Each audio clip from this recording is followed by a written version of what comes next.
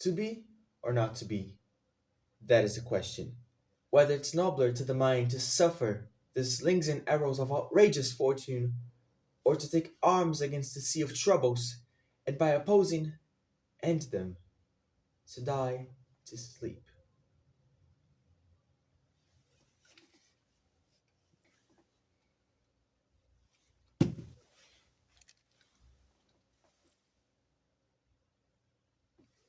Huh?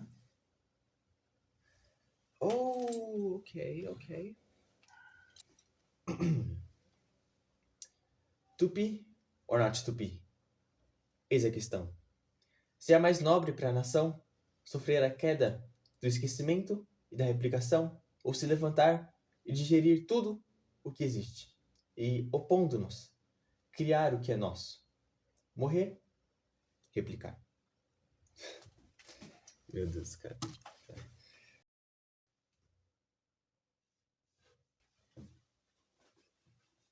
E aí, pessoal, como vão? Bom dia, boa tarde ou boa noite para você que está vendo esse vídeo. Hoje eu vou falar sobre um livro que eu já li faz algum tempo, mas eu fiquei enrolando, digamos assim, para fazer o vídeo. E é possível dizer que eu demorei tanto para fazer esse vídeo porque eu pensei, ou melhor, eu pensamenteei tanto para falar uma coisa coerente que eu acabei ficando com uma coisinha assim atrás da orelha e no final de tudo eu peguei e fiz assim, ó. Ai, que preguiça. E não fiz o vídeo.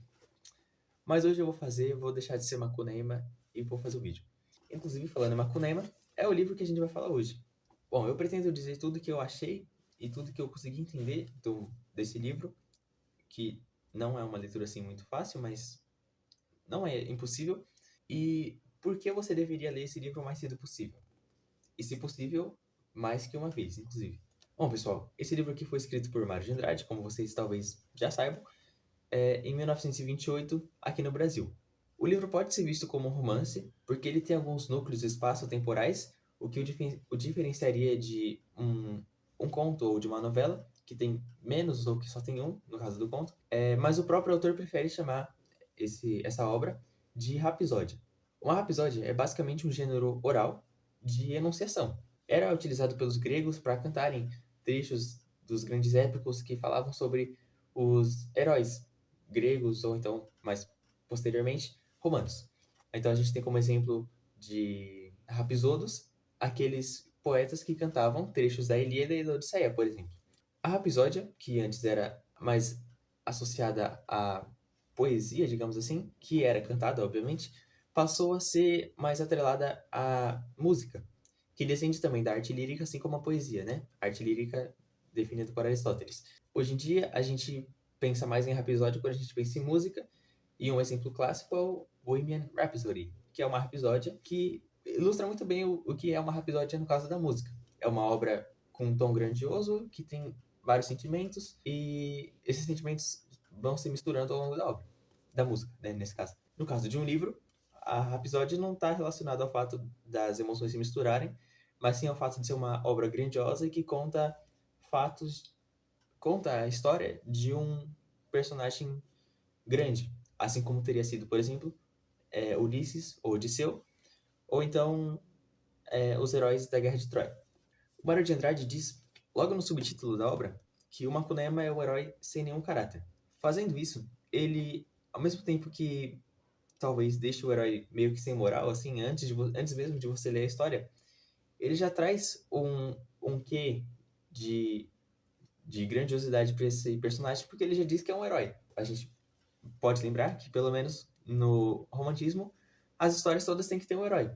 Inclusive, tem um conto, eu não lembro de quem, mas que é um personagem que está falando com um amigo, e o amigo vai escrever uma história, e a primeira coisa que ele pergunta quando o amigo vai escrever a história é: quem é o herói? Porque no romantismo as histórias tinham que ter um herói. No caso das histórias posteriores ao romantismo, então, realismo, naturalismo, simbolismo, enfim, elas não tinham um herói grande porque as pessoas não eram tão idealizadas.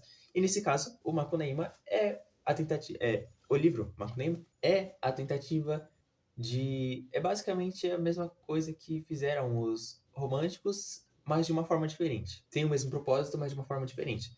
Ele apresenta o personagem indígena e todo esse ambiente, ambientação, esses regionalismos e tudo mais, para tentar mostrar para o leitor urbano como o Brasil não é só aquilo que ele está acostumado a ver. É uma coisa muito curiosa, porque ao mesmo tempo que ele se afasta do romantismo naquilo, ele se aproxima chamando o Macunaíma de herói. Mas ele se afasta novamente dizendo que esse herói não tem nenhum caráter.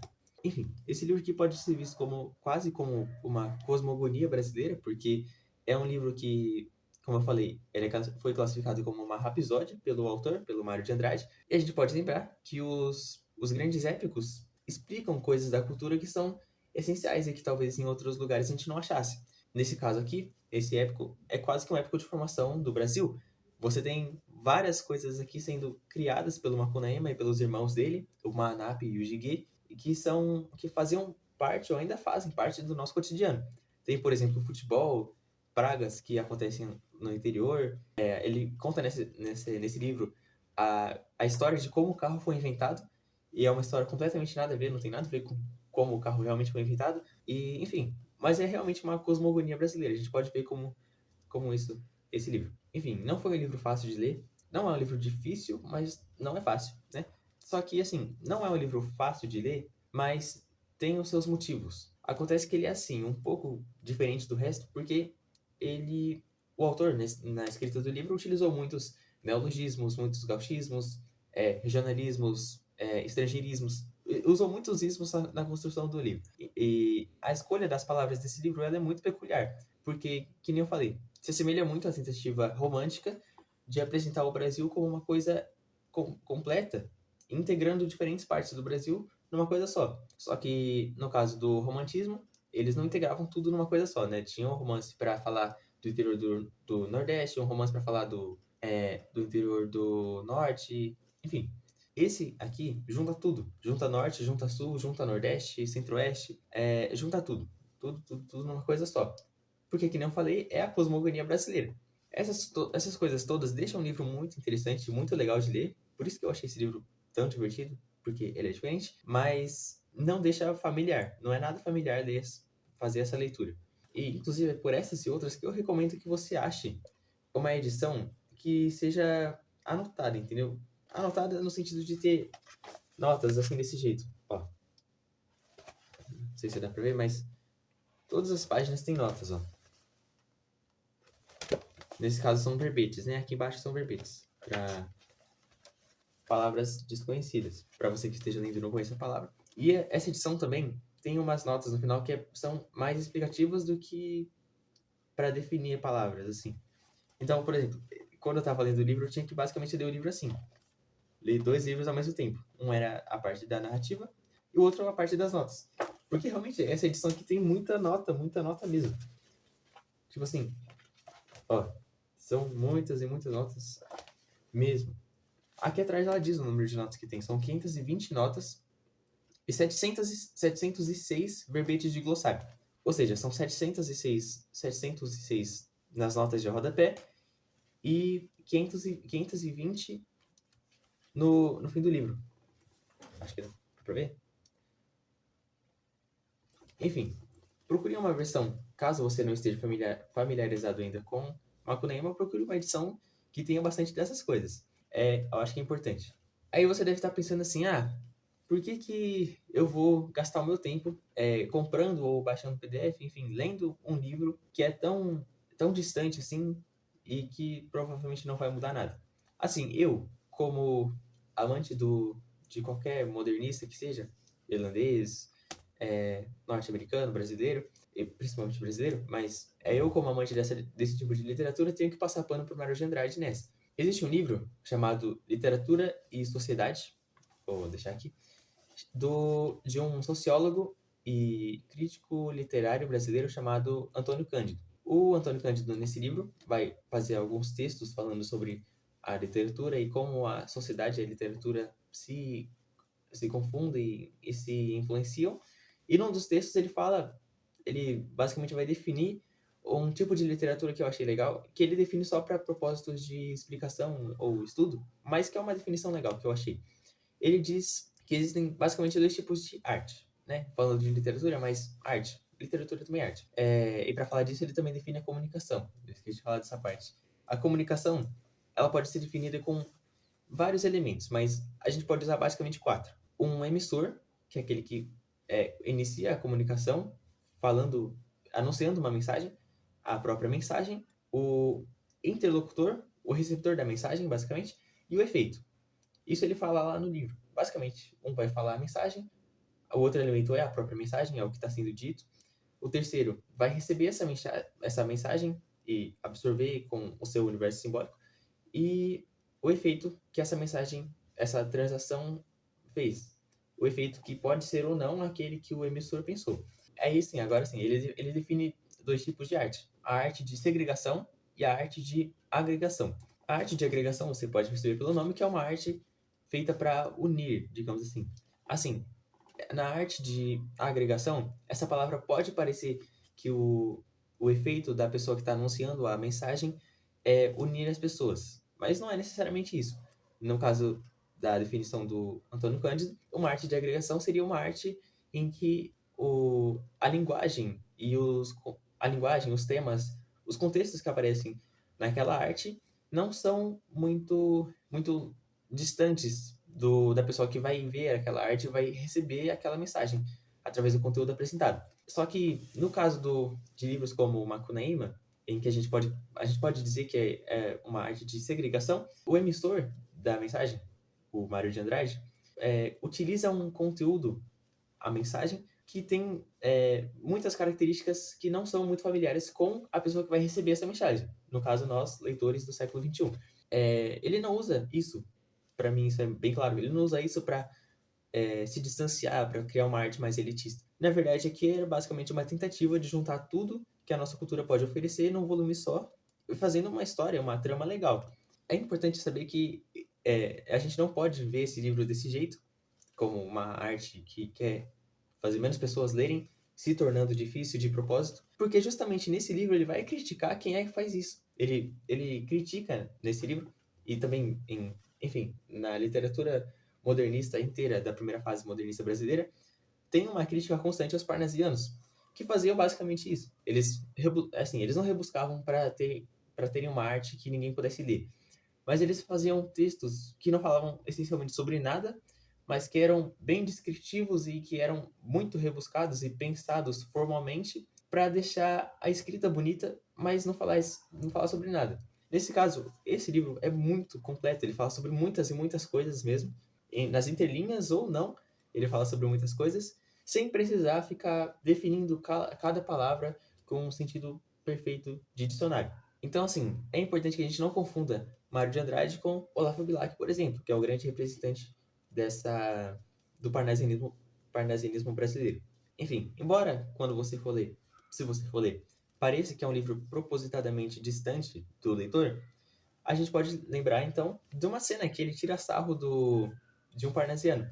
Existe uma cena nesse livro em que o Macunaíma, que é o personagem principal, estava correndo na floresta, fugindo de alguma coisa, e ele topa com um homem que fala francês e latim e tal, e o homem tá assim sentado no chão, pensando assim, na vida, e o pessoal tava lá correndo, fugindo do bicho, e ele tava lá, parado e tal. Ele fala assim, e aí, tudo bem, seu embaixador? Eu acho que era um embaixador, se eu não me engano. E aí o cara fala assim, sei lá, salut, comment tu vas? Começa a falar francês e não sei o quê. E aí uma quando ele fala, tá bom, então, vou embora. Tchau pra você. Aí, enfim. Por quê? É uma crítica que, num Brasil que tava se modernizando, tava tudo acontecendo muito rapidamente, e aquela questão da velocidade, futurismo e tal, questões sociais acontecendo, e problemas e tudo mais, aí fica aquele parnasiano lá, assim, parado, olhando pro céu, pensando na morte da Bezerra e não se preocupando com o que tá acontecendo. E no caso do livro era a fuga do Macunaíma de um bicho que provavelmente ia matá-lo. Esse livro, ele tem uma revolução na linguagem que nem eu falei, deixa a linguagem um pouco mais distante, mas deixa o livro completamente diferente de tudo que eu já li. Por isso que mais uma vez, por isso que eu gosto desse livro. Essa revolução, na verdade, ela não deixa a linguagem distante. Nesse caso, da linguagem do livro, o objetivo desse e de muitos outros textos modernistas era fazer com que a linguagem escrita se aproximasse da linguagem falada. Ou seja, se nos é estranho ler um livro em que a linguagem que ele usa é é próxima da falada, de alguma maneira, é porque nos ensinaram a ler de um jeito e a falar de outro. E a crítica dos modernistas era justamente essa. Se a gente tem uma língua para falar, por que que a gente vai escrever na língua que não é nossa, né? Ele vai dizer que a língua que a gente fala é brasileiro, mas a língua que a gente escreve é em português. E então, esse livro aqui parece para mim, pelo menos, um constante aviso do Mário de Andrade aqui no meu ouvido dizendo assim, ué, você sabe falar o brasileiro, mas não sabe ler o brasileiro? Como assim? Né? Enfim, que nem eu falei, realmente era uma crítica dos literatos modernistas criticar a escrita, a prosa e a poesia prolixa e rebuscada e desnecessária dos parnasianos. Bem, agora falando sobre as propostas modernistas, né? Esse livro ele tem um quê onírico, veloz e multifacetado em toda a sua narrativa. Em outras palavras, essa história tem um tom que vai passar pelo surrealismo, pelo futurismo e pelo cubismo, que são três das principais correntes vanguardistas que influenciaram o modernismo brasileiro, mais em força a primeira fase, né? Entre as propostas modernistas dessa primeira fase, você tem a principal, e também acho que a mais conhecida, que é a antropofagia. Nesse caso, para efeitos de conversa e explicação, eu gosto de chamar de miscigenação cultural. É um tema que é bem recorrente nessa obra, porque o Macunaíma é indígena e a gente costuma relacionar a antropofagia como sendo uma coisa indígena, né? Mas não é só por conta disso que a gente consegue ver a antropofagia nesse livro. Acontece que o Macunaíma, ele é um indígena que nasce preto, mas que vira branco. Ou seja, é um personagem que se só consegue carregar as três raças que formam o Brasil, que integram o Brasil. Além disso, é um personagem que tem no livro contato com muitas coisas estrangeiras que participavam do cotidiano brasileiro. Ele vai encontrar, por exemplo, é, uma Smith Wesson, que é uma arma, uma marca de armas, né? Vai encontrar uma Smith Wesson, vai ter contato com francesas e polacas, francesinhas e polacas. E aí, se você sabe o que significa isso, você entendeu? Se você não sabe, é bom pesquisar. Não vou explicar aqui, não. Buzinas Klaxon, que é uma marca de buzinas também, inclusive é o nome da buzina que ele vai ter, que os modernistas vão dar o nome da revista Klaxon. Enfim, ele vai ter contato com muitas coisas exteriores ao Brasil, mas que estão ali dentro do Brasil, fazendo parte do nosso contexto cotidiano. E, inclusive, o grande vilão desse livro nem brasileiro é, ele é peruano. Bem, é uma história que tem muito folclore, ela é recheadíssima de folclore e mitologia brasileira, indígena brasileira no geral. Não só indígena, né, mas principalmente indígena, até porque o Macunaíma é indígena.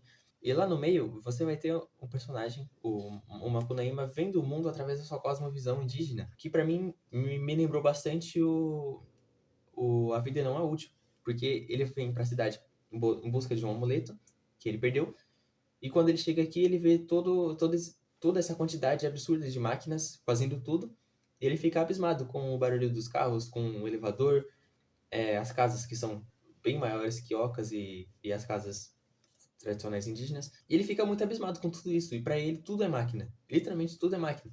Tanto que é muito comum, inclusive, ele fazer feitiçaria, ele e os irmãos dele, e ele pega o irmão dele e transforma o irmão num telefone.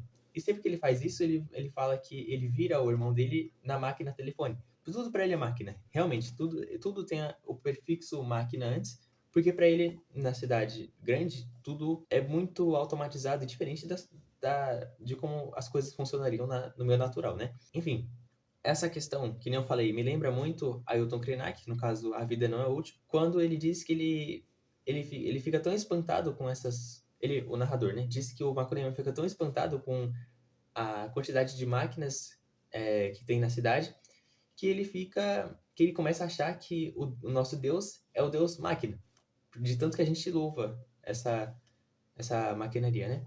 Bem, tem uma coisa também que eu acho que deveria dar pra gente duas vezes mais vergonha ainda de, de não conhecer a nossa própria cultura, porque além dele usar uma linguagem que deveria ser a que a gente consegue ler, mas que a gente não consegue por conta de influências culturais e, enfim, ele também vai colocar nesse livro muitas mitologias, que nem eu falei, mitos e folclores, de origem indígena, africana, e que formam o Brasil, mas que a gente não conhece. Nesse caso, a vergonha não está nem no fato da gente conhecer, da gente não conhecer, mas porque o Macunaíma, para reunir grande parte dos mitos e lendas que estão nesse livro, ele teve que ler livros de um antropólogo alemão chamado Cor Grünberg, que reuniu os contos. Ou seja, em outras palavras, né? O Macunaíma descobriu o Brasil em alemão, né? Isso pra mim é impressionante. Além de tudo isso, também tem uma questão que me deixa meio chateado quando as pessoas falam sobre o Macunaíma, porque acontece que as pessoas, quando escutam falar do Macunaíma, só lembram de uma coisa e esquecem de todo o resto que faz esse livro ser tão bom como ele é. Nesse caso, eu tô falando do brincar, do Macunaíma, né? Eu, pelo menos, quando converso com as pessoas sobre o Macunaíma, as pessoas sempre falam, mas como é que você lê um livro assim, é tão pervertido, não sei o que e tal. Mas realmente, a história não é só isso. Inclusive, isso não aparece desse jeito no livro. Se você já viu Pobres Criaturas, você vai entender o que eu vou dizer agora. Acontece que, nesse livro, o Mário de Andrade fala que o Macunaíma tá sempre querendo brincar, ou tá sempre brincando, com as punhetãs, com as mulheres que ele acha bonitas. No caso, brincar, acho que você já deve ter entendido, não é um verbo que se refere ao ato de se divertir assim, brincar mesmo, como criança. Mas é uma brincadeira diferente, que geralmente adultos fazem entre quatro paredes. É esse tipo de brincar que ele gosta de fazer. Mas a gente pode explicar isso de duas maneiras. A primeira é que é, uma, é um livro modernista, então, obviamente, ele vai tentar quebrar alguns paradigmas e tabus, e um deles é falar sobre isso. E, inclusive, não é só no modernismo brasileiro que a gente tem esse tipo de coisa. James Joyce também fazia isso. Você tem lá algumas cenas no Retrato de um Artista Quando Jovem, em que ele descobre como é praticar essa brincadeira. Além disso, tem a segunda maneira de ver como isso daqui tem um objetivo melhor de estar no livro e não só para ser um livro ruim, um livro baixo, desnecessariamente, que é quando o Macunaíma sofre um feitiço que deixa o corpo dele como sendo de um adulto, né? Cresce ele e deixa o corpo inteiro forte e robusto e maior, né, na altura de um adulto, mas deixa a cabeça de criança. Ele fica com a cabeça de criança e vê o mundo de uma maneira, se a gente interpretar a simbologia, vê o mundo de uma maneira mais infantil. E as crianças gostam muito de brincar. Como ele tem um corpo de adulto, ele vai querer brincar com adultos à maneira dos adultos. Só que ele é uma criança, então ele tá sempre querendo brincar. E como ele tá sempre querendo brincar e ele só pode brincar com adultos, só pode brincar com adultos e daquele jeito, ele vai querer sempre brincar com adultos e daquele jeito. Também tem uma coisa legal dessa cosmovisão dele, que além de ele ver o mundo urbano sempre como sendo coisas que são máquinas, ele também vê as pessoas brancas como sendo filhinhas da mandioca, filhos da mandioca, porque eles são brancos, né? E para ele, quem era branco era porque era filho da mandioca, pelo menos na cosmovisão indígena da qual ele sai. E se tem uma coisa que não dá para negar sobre o brincar do Macunaíma, é que, apesar de ser uma coisa muito bem pensada, eu achei, é que é realmente cômico. Isso sim, é muito engraçado o jeito como o Macunaíma tá sempre querendo brincar com as cunhatãs que ele vê por aí, e é uma ânsia, assim, absurda. É só engraçado, mas não é baixo, tá? Se você for ler, você vai ver que não é assim, desse jeito, como as pessoas talvez tenham te dito. Enfim, eu talvez tenha gostado muito do livro, porque eu tenho uma história já com esse livro, digamos assim, que me fez ter muito mais vontade de gostar dele do que eu deveria ter, ou do que eu teria tido se eu não tivesse tido essa história, essa relação com o livro. Essa edição, por exemplo, eu não paguei nada nela, na verdade eu troquei com a minha prima, eu tinha um livro da FTD também, dessa editora, que era O Médico e o Monstro, e eu troquei esse livro com ela, eu dei O Médico e o Monstro pra ela, e ela me deu uma Macunaíma. Aí eu lembro que eu vi o livro, eu vi assim essas páginas grossas, né, gostosinhas de passar e tal, esse monte de nota aqui, né, no rodapé, e as notas no fim do livro também. E eu fiquei pensando assim, nossa, que legal, né? Agora eu entendo. Agora eu vou conseguir ler o livro completo. Porque quando eu tinha uns 13 anos, mais ou menos, eu tentei ler o Macunaíma pela primeira vez. Eu baixei um PDF na internet, porque já é domínio público, né? Baixei um PDF, aí eu abri e falei assim, bom, vamos ler. Eu já tinha visto Macunaíma também nos livros didáticos, né? Em que a gente via na aula de português a literatura modernista, a primeira fase da literatura modernista brasileira. E aí tava lá, Macunaíma.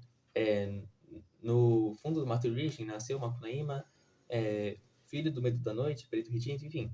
Aquela primeira, os dois primeiros parágrafos que todo mundo vê quando tá estudando Macunaíma, né? Quando tá vendo essa história. E eu lembro que eu falei assim, já que é um livro que tenta colocar a linguagem cotidiana na escrita, e como eu vi lá no começo, no meu livro, no meu módulo didático da escola, não deve ser um livro difícil de ler. Então eu peguei, baixei o PDF e quando eu fui ler, eu cheguei até a metade do primeiro capítulo saindo e entrando do leitor de PDF para pesquisar as palavras, eu falei assim, vou terminar outro dia. Aí chegou outro dia, eu terminei o capítulo e eu percebi que eu não tinha entendido absolutamente nada do que estava escrito. E eu falei assim, acho que esquece, eu nunca vou ler esse livro. E aí chegou a minha prima com essa edição, e aí eu li e estava realmente muito mais fácil de ler. Óbvio que também eu adquiri alguma maturidade para ler alguma coisa, né? Naquela época eu não tinha lido quase nada na minha vida e agora eu já li razoavelmente mais. Então, as duas coisas me ajudaram a gostar mais desse livro. O fato de eu querer entender o livro me fez querer entender mais e entender provavelmente mais, eu imagino, e também ter gostado bastante do livro. Enfim, agora sobre a história, né? Porque eu falei sobre os significados, mas eu não falei nada sobre a história em si. O livro conta basicamente que o Macunaíma nasce lá no fundo do Mato Virgem, que nem eu falei, nasce preto, e ele tem essa personalidade meio de malandro, sabe? E ele tá sempre querendo ser melhor que os outros, enganando os outros, mentindo às vezes. Mas ele é um personagem que é o herói, que nem um herói sem nenhum caráter, mas é um herói muito humano. Então eu diria que lembra muito os heróis gregos, no sentido de ser um personagem muito mais humano e atingível, alcançável, entendeu? É um herói porque no final realmente nos toca o fim que o Macunaíma tem. Não vou falar qual é o fim, óbvio, mas é um final que, apesar do Macunaíma ser esse tipo de pessoa, o livro inteiro faz com que você talvez pense que você não ia sentir nenhuma compaixão por ele no final do livro. Mas eu, por exemplo, e o próprio Mário de Andrade, ficamos muito tristes quando o livro acabou. Eu fiquei triste tanto porque o livro acabou, como por conta do fim que o Macunaíma teve. Enfim, é um personagem muito humano, tá? É um herói, mas é um herói humano, tem que lembrar disso. Ele vai pro meio da floresta, certa feita, e encontra uma mulher chamada Si, Mãe do Mato, que é uma Ikamiaba. Uma Ikamiaba é basicamente uma amazona, só que amazona é um termo que a gente usa para designar as mulheres guerreiras daquele mito grego das Amazonas. As Icamiabas faziam parte de uma tribo brasileira que era só de mulheres, que é o que a gente chama como Amazonas, basicamente, né? Acontece que o mito das Amazonas é um mito, então não aconteceu. E o caso das Icamiabas, a gente pode pensar que aconteceu, porque, teoricamente, esse nome, Amazona, se designando as Icamiabas, nasceu de um relato de um padre que veio para cá e, quando voltou para sua terra lá na Europa, contou pro seu rei dessa tribo de que só tinha mulheres, que matava os homens e tudo mais. E o cara pensou assim: olha, parece o mito das Amazonas. E aí eles passaram a chamar essas mulheres brasileiras de Amazonas. Enfim, na hora que ele encontra a Simã do Mato, ele fica encantado por ela e tenta brincar com ela. Só que ela, ao contrário de todas as outras, não cedeu de início ao Macunaíma. E lutou, foi forte, e foi tão forte que, na verdade, ela arregaçou o Macunaíma na porrada. E o Macunaíma quis mais ainda brincar com essa mulher. E, no final, os dois se gostaram, brincaram. E ela deu uma lembrança para ele, que é chamada de Muiraquitã. É um amuleto indígena de proteção. E, enfim, o Muiraquitã, ele tem uma simbologia no livro, mas que eu não posso contar, porque senão eu vou contar a história, mas ela deu o Muiraquitã pro Macunaíma, e o Macunaíma ele faz o Muiraquitã de Tembetá, que é qualquer objeto que se coloca, assim, no beiço, sabe? Que nem aquelas fotos indígenas que a gente vê com o pessoal com os pratos, assim, sabe? É a mesma coisa. Ele usa como um Tembetá. Só que em uma vez que ele estava correndo pela floresta, ele acabou perdendo esse Muiraquitã e ele vai falar com os bichos e os bichos vão dizer que, na verdade, o Muiraquitã foi levado por um dono de terras, né? A gente pode assumir isso, um proprietário de terras peruano chamado Venceslau Pietro Pietra, ou, na visão do Macunaíma, o gigante comedor de gente, o Piaimã. Ele então vai para a cidade, vai procurar esse Muiraquitã, e o livro inteiro é basicamente. O livro inteiro. O resto do livro, até um pouco antes do final, é essa disputa dele e do gigante Piaimã, comedor de gente. Do Macunaíma querendo pegar o Muiraquitã de diversas formas e bem criativas e engraçadas, e o gigante Piaimã tentando comer o Macunaíma, literalmente. Comer assim mesmo, antropofagia. Enfim, tudo isso, toda essa história de simbologia, de sociologia, crítica literária e de Macunaíma e modernismo e tudo isso, porque, afinal, o Brasil foi achado há uns 500 anos, mas ele precisa ser descoberto até hoje, num país e num tempo em que a cultura definha pouco a pouco e que as pessoas não ligam mais para as coisas que são verdadeiramente brasileiras e que podem formar um caráter verdadeiramente nacional, como Macunaíma tentou fazer. O livro Macunaíma, nesse caso. Enfim, é um livro que eu acho que talvez seja difícil de ser considerado bom diante de discursos e disputas políticas tão frenéticas e de jovens tão voláteis assim como é hoje, como diria Machado de Assis. Bem, eu espero que você tenha gostado desse vídeo. Espero que você tenha gostado da história do livro. Espero que você leia o livro, inclusive. Se você for ler, claro, que nem eu já falei, recomendo que você busque uma edição com muitas anotações. Eu só conheço a minha, então eu vou recomendar a minha, que tem várias anotações. Opa. E, bom, se você gostou apenas de algumas partes desse vídeo e não dele por completo, faça jus ao objetivo do Mário de Andrade. Faça antropofagia. Guarde apenas aquilo que lhe for importante, que lhe for interessante. Então, é isso. Até a próxima. Ah, e fim da história. Tem mais não.